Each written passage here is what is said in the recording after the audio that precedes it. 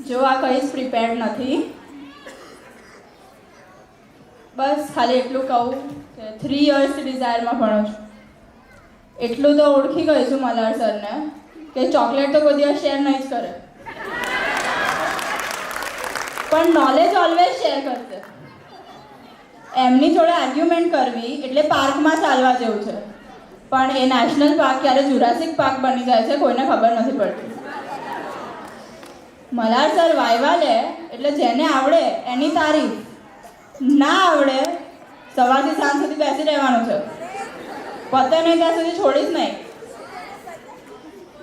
Malhar sir એમને કંઈ normal નથી ચાલતું, બધું હટકે જ જોઈતું હોય. લાવવાનું ક્યાંથી ભાઈ?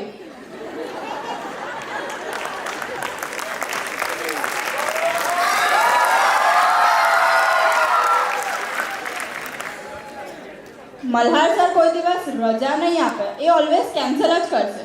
પણ જ્યારે એમને પાર્ટી આપવાની હશે ત્યારે ઓલવેઝ બહાના જ કાઢશે, ઓલવેઝ. હજી આઈ ગેસ 3 કે 4 પાર્ટીઝ પેન્ડિંગ છે.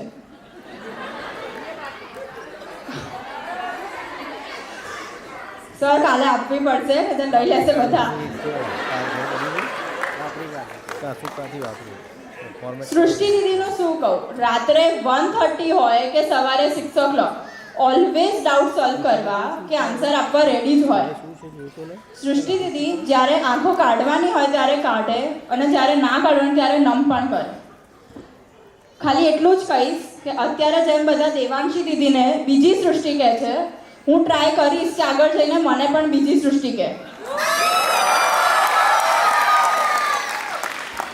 મલ્હાર સર અને સૃષ્ટિ દીદીની ડિબેટ થાય ત્યારે ઓલવેઝ હું સૃષ્ટિ દીદીની સાઈડ હોઉં. તો સર ઓલવેઝ સેઝ કે 3 યર્સથી હું તને ભણાવું છું, સૃષ્ટિ દીદી 10 યર્સથી ભણાવે છે, તો બી એમની સાઈડ. અને ઓલવેઝ આર્ગ્યુમેન્ટ થઈ જ જીતે, પણ અમને એમની ખેંચવાની મજા આવે એટલે.